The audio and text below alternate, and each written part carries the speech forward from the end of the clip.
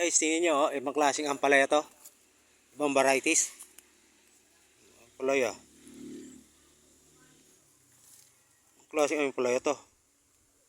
Akala mo, akala mo na sitaw na namaga eh. Sitaw na namaga. Parang sitaw siya na namaga. Oo nga, nagulat nga ako. Tingnan yung tsura oh. Sa ampalaya siya. Daw ng ampalaya. Ibang varieties to ng bitter growth. Oh. Ang lupet.